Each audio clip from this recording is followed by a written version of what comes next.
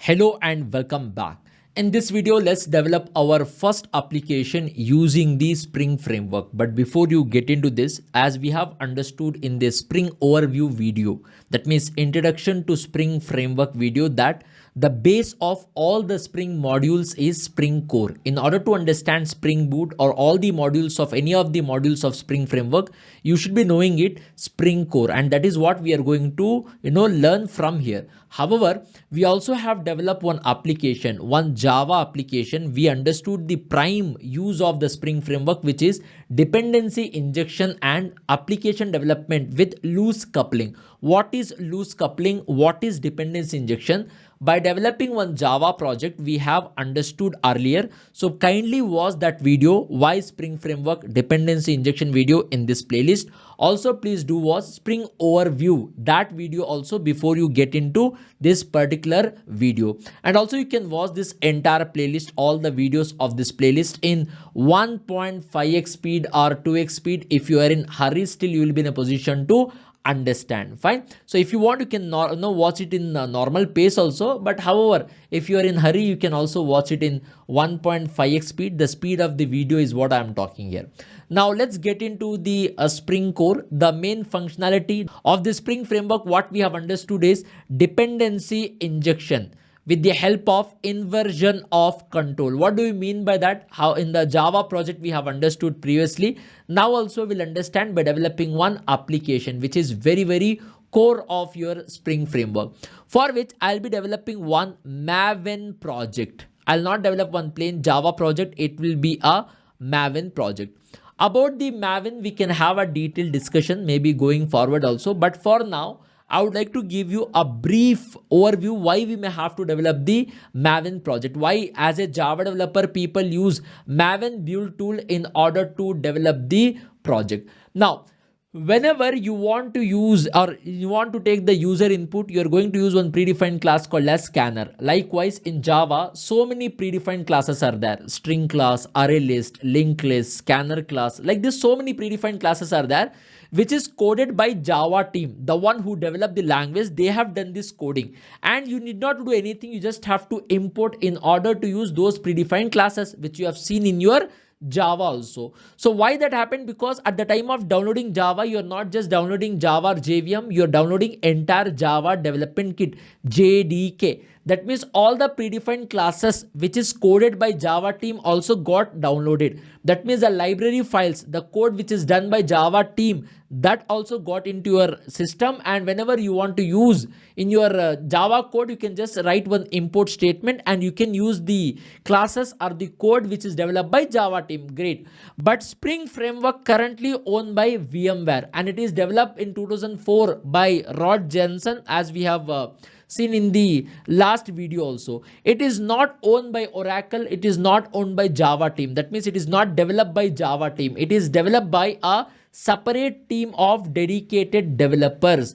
Now, I want to use predefined classes, predefined interfaces, annotations which Java team has already developed. I want to use that in my application. From where I will get this code? I may have to download that library file, right? That means if you want to download Java code which is coded by someone else, the library file of Java code which is coded by someone else, and you want that to be used in your project, then they'll be putting that in the form of jar, Java RQ file. Jar means it is a collection of .class files, compiled file of Java code. That means if someone has coded, example, I have developed one class here. It has some precious code, and for which whenever you want in your code, you can just use it without you have to write the entire code. You can just create the instance and call the methods for which I have given the logic. So what I will be doing is I will make a jar of my code and I will upload on the internet. Now, if you want to use the class or the code which is developed by me in your code, you just have to download the jar and you just have to add into your project. Making sense? So similarly, if I want to use the Spring framework, it is developed by a separate, dedicated team, right? So I have to go to the Google, search for Spring framework jar file, where all the predefined classes, interfaces, annotation which is coded by Spring framework are present. I have to download it. Then in my Java project, I have to add that jar file. Only then I can use the classes or the code which is coded by the Spring framework. I can use in my application. So whatever I'm speaking right now, if your Java is strong, you are in a position to understand. If not, please have a good hold of Java. Now, if you don't want that to do, if you create a Maven project, then you can just talk to Maven project inside one. Whenever you create a Maven project, there will be one file called as pom.xml. So inside this file, you can talk to Maven. Hey, look, I'm going to use the Spring framework. Please do me a needful. On behalf of us, Maven will go to Google. Maven will download that jar file, and Maven only will add that required jar file, that library file, which is coded by a Spring team. That entire library, Maven will add into our project. We need not to go to Google manually, download the jar file, add that to our project. All this process is not needed. On behalf of us, Maven will do that. So only we create a Maven project. More on this by automatically as you proceed further, you will be in a position to understand. So we are going to create the Maven projects here also. And also when you are developing the Spring Boot application, there also you will have an option to create the Maven project. How to create, we will see to it. You need not to worry about this. Fundamentally, I hope you got an idea why Maven we have to use. It is more than sufficient for now. So let me open the IDE here. I would like to go with Eclipse IDE. You can use any IDE of your own choice. That should not be a problem here. And I would like to also consider the application which we have developed before in this particular playlist. I'll say file. I'll say new Maven project is there. Okay, new Maven project. So create a simple project. Next, group ID means it's kind of package. I'll say maybe com.t-shaped skills is a name I'll give here. It's like a project name. Artifact ID, I would like to give here as SpringCore 01, and that will be my project name also. Okay, and then I will say here finish. That's all. The project will be ready. You can see here Spring project is ready. It is building. You can see here building. It is ready now. I would like to go to the pom.xml, and here is where I have to talk that please do me a needful. What is that I want? I have to speak here itself that I want to develop one Spring application for which I don't have Spring dependency. That means I don't have a jar file. I don't have the library of Spring framework to use the predefined classes, annotations, and interfaces which is coded by Spring team. I don't have that. How to activate the Spring framework? I need a Spring library. So I have to talk and ask my Maven to get it for me. For which I have to go to a repository called as Maven repository, Maven mvn repository.com, and just search for Spring. If you search for Spring, you'll get the option Spring context. In the Maven repository, you will get a way to talk to Maven build tool. That's it. You can see latest Spring framework is what I'm going to use here. Any Spring 6 version you can use. It should not be a matter of concern. It is like adding one dependency. Dependency in the sense you are talking to Maven what you need. And you should add within one tag called as dependency stack. Dependency stack. And within this, I would like to add this. Dependency stack. Okay, dependency stack. So it should work here also. It should not create any problem. Maybe there is a spelling mistake here. Dependencies. There is a spelling mistake. Dependencies. Now the problem is resolved. That means with this, you are asking, you are speaking to your Maven that look, I am dependent on Spring framework library. I want Spring 6 library. Can you please add that into my project? The moment I do this, I'll save this. I will just go and update my POM. I'll say right click, Maven, update the project. I will say update. Okay. The moment you do this, the project will get updated. Suddenly you will get something called as one extra folder, Maven dependencies. If you open this, you can see you're getting all the jar files for the SpringCore. That means now you can use the predefined classes, methods, annotations, interfaces, which is coded by Spring Framework. That library you have added into your project. Nothing you have done it. You just added one dependency. You're talking to Maven that, look, I am dependent on Spring Framework library. Can you please do me a needful? The moment you have told this to Spring, to the Maven, Maven will go download the jar and add that to your projects. So in your project now, all the Spring library has been added. The jar files of the Spring Framework has been added. Fine. Now, there is a better way to create a Spring Boot applications, which we will see to it. Initially, few applications, SpringCore without boot. Then same application with Spring Boot will develop. And all the modules of our application going forward, we are going to learn Spring Boot only. Fine. Now, we have got that here. There is something called as source/main/resources. All the resources of your application we may have to add here. And then we do have this. Let me go and create one package here. I would like to create one package here called as main package, where I will have my main method class. Right click. I will say here, I would like to go and say here, launch the application. Launch the application with our main method. Now, I would like to reuse the code which we have developed in our Why Java video, loosely coupled application. I want to develop the same, for which I'll do one thing. I'll go back to this project. We do have something called as services. I want to take that. I want to get it here. I want to get it here. Okay. You can see we have got that same. You can see we have now services present here. It is taking some time. Let me open this. We have an interface. We have given the, even if you're new here, if you know core Java, you can understand. If not, just watch why Spring Framework video in this playlist. It will make more sense to you. Then we do have this T-shape skills class, and we do have this Java class. Okay. Let me go back here and save this into our project. And then I would like to go back here. I would like to save the same. Let me do this here also. I would like to go back to my Spring Boot. So basically we have one class called as T-shaped skills.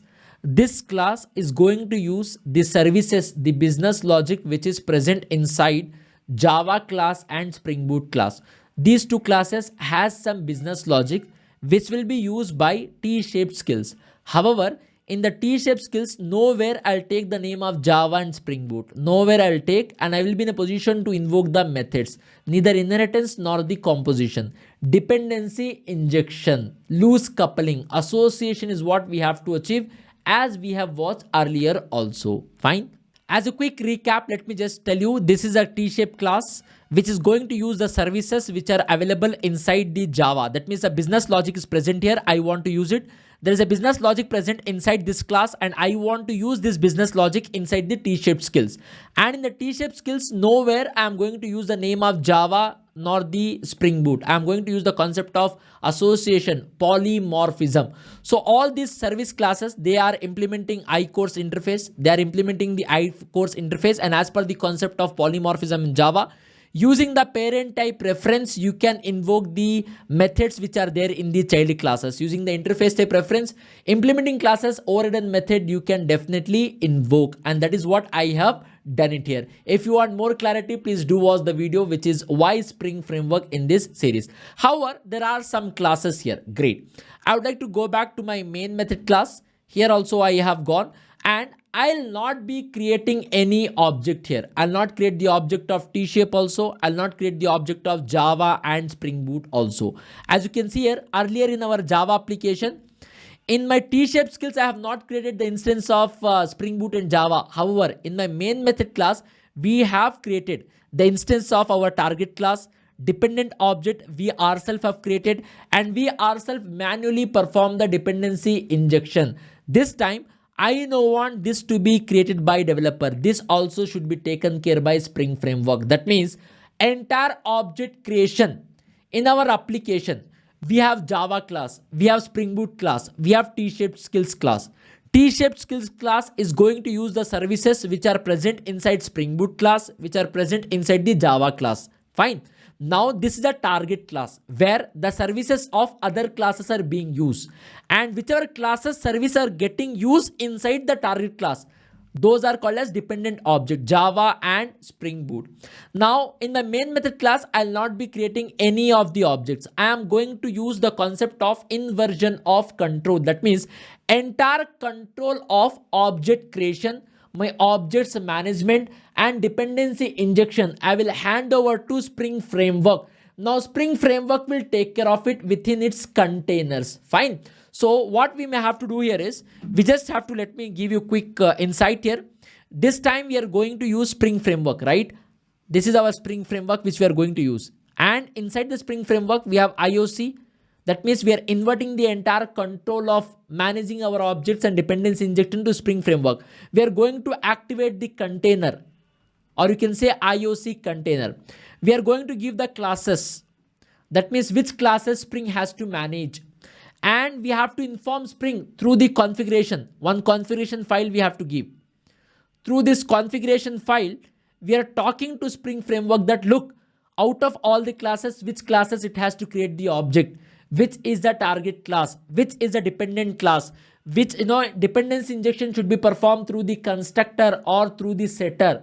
All this information through the configuration file, we have to give it to Spring Framework, and then Spring Framework will take care of it. Spring Framework will make it a bean, and Spring Framework will take care of entire dependency injection and the object creation. All the objects creation of your application, Spring only will manage. That means all the objects, all the classes will be managed by Spring Framework. Now, listen to this. Whenever there is a class A, and as a developer, you are creating the object. This is how we create the object, right? And I'll create the reference. This is Java object, or you can say instance. Suppose you're creating the class, but as a developer, you are not creating the object. This object is now created by Spring Framework.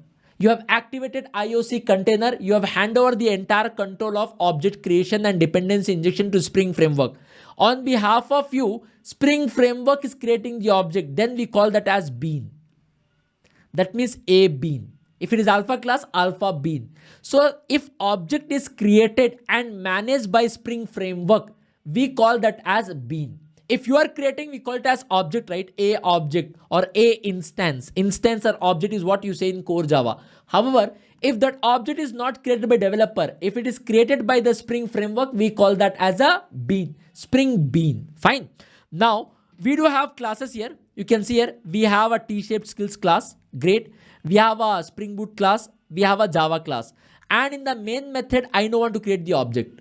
I want my Spring to create the object. Fine. For which I have to activate the Spring Framework. That means you have to hand over the entire control by activating the Spring Framework. You have to activate Spring IoC container, which will take care of object creation, object management, and dependency injection. For which we do have two containers here. Number one happens to be application context.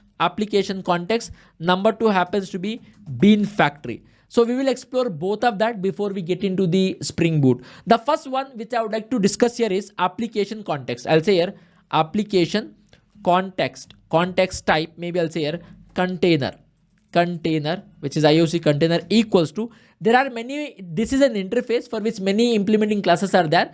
First application I am going to develop with the XML approach, for which I am going to create one instance, new class path XML application context, and within this I have to give the information about the configuration file. I'm going to import. The moment I say import, you can see import org.spring framework. It is not coming from the JDK. It is coming from the Spring Framework. But manually, did we added the library of the Spring Framework? No. We have just asked our Maven, I am dependent on Spring Framework. Could you please add Spring 6 into my application? Maven has added it. You can see all the libraries are present here. Now I can use the classes, interfaces, and everything which is coded by Spring Framework, right? Because the library has been added here. Now it is like you're activating the Spring Framework. You can consider in that way. I have activated the Spring Framework. Now I have to inform my Spring Framework. Hey, look, Spring Framework, you have to do something. What I have to do? That information is present inside. I'll say here application context, or maybe I'll say here application config.xml file. That means there is a file called as application config file, XML file. Inside this file, what Spring has to do, that information is available. Making sense? Now, where is this application config.xml? I have to create. I'll go back to my resources. In my resources, I'll say right click, new. There's an option here, other. I would like to go back here. There is an option to create the XML file, XML, one XML file. Name of the application, no, XML file. I would like to give it as same as what we have already informed that, which is application config.xml. I'm getting this application. All these code files also will be uploaded in the GitHub repository, or it will be available in the description or comments very soon. It will take a few days of time of the video upload, but everything will be available here. Let me get some meta information about the XML file here. As you can see, I have got this. This you will get it from the official Spring documents or anywhere from the Google also, not a matter of concern. It is the meta information about the XML file, information about this XML file. That's it. Now, within the bean tag, I have to inform my Spring framework. Look, you have to take care of this object. How I have to inform? You have to use some of the attributes here, which is class. I'll say a class. You have to give the fully qualified names of the classes which you want Spring to manage. So I'll say a class and fully qualified name. I want my Spring to manage this T-shaped skills. So where it is present? It is present inside services package, right? So I'll say here services is the package name. I'll say here dot services dot. What is the name of the class? Name of the class is T-shaped skills. T-shaped skills is the class name. Fine. I want my Spring to manage this. That's the meaning of it. Making sense? And also you can mention the IDs also. That means whenever you create the object, you are going to create a reference variable, right? So you can also decide what should be the reference variable. I'll say here, reference variable, give it as maybe T-shaped. TS is a reference variable. If you don't give this, Spring only will create it. So let me just add this within the double quotes. So this also has to be within the double quotes. I would like to specify, through which you are trying to say, look, Spring framework, create the instance of this class. That means this class will not be managed by developer. Right now for this class, you have to take care of object creation. When you are creating the object, right, please create the reference variable like this, TS. If you don't give this also, it is fine. Then behind the scene, the ID which will be given by Spring framework is like this, T-shaped, camel case of the class name, T-shaped skills. The camel case of the class name will be the bean ID if as a developer, if you don't specify explicitly. More on this, we will understand to it, okay? So I've told, please give this as the bean ID. If you want, you can have a self-closing tag also. It should not be a matter of concern. If you want, you can write like this also. Great. Now, whatever you want your Spring, whichever classes you want your Spring to manage, I would like to give here. So maybe I want it to be managed Spring Boot class and also the Java class. Okay. So services dot, the class name which I want Spring to manage is Spring Boot. And here I want it to manage one class which is present inside the services package. Name of the class happens to be the Java class. Great.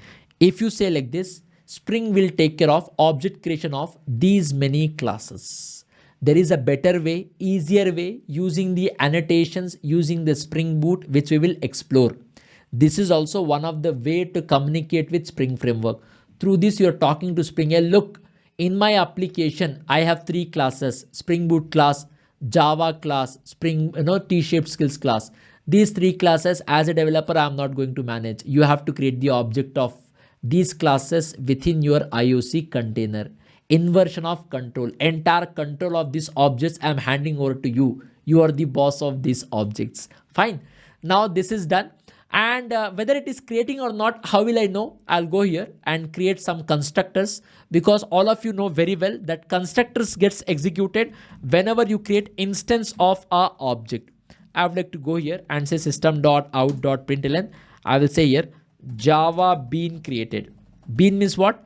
If the object of this class is created by Spring framework, then we call it as Java bean. If you are creating, we use the term Java instance, Java object. But right now, as a developer, I'm not going to create this object. This will be created by the Spring framework. So we call it as Spring Bean, Spring Java Bean. Java is a class name. I'm not talking about general Java, language Java. It's a class name here, okay? So this is fine. I would like to go here and let me just save this to my Spring also. I would like to add it here. I would like to just say here as Spring Boot. And of course, I'll say here Spring Boot Bean. And of course, similarly, I'll go back to my T-shape skills and I'll add one constructor here. We do have already constructor. I would like to just print here. I'll say here T-shape skills been created. Okay. If I'm getting this message, for now, I would like to comment this part. Okay.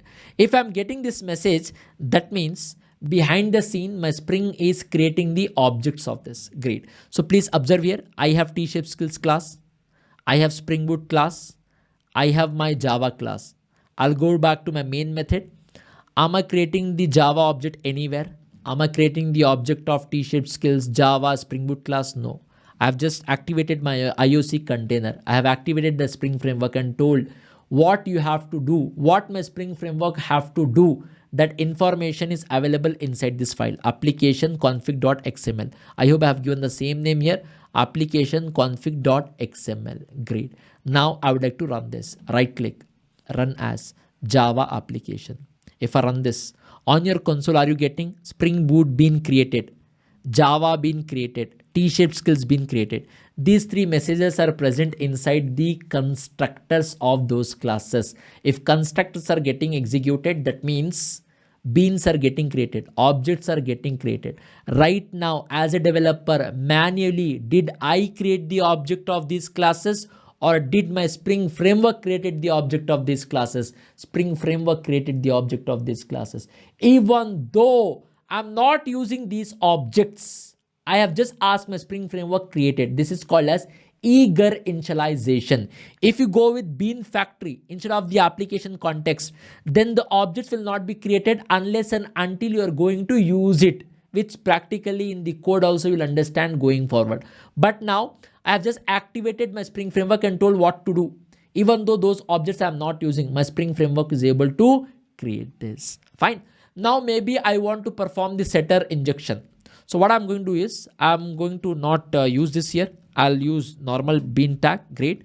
Within this, if you want to achieve constructor injection, we have one constructor arg tag which you have to use. If you want to go with the setter injection, we have something called as property tag.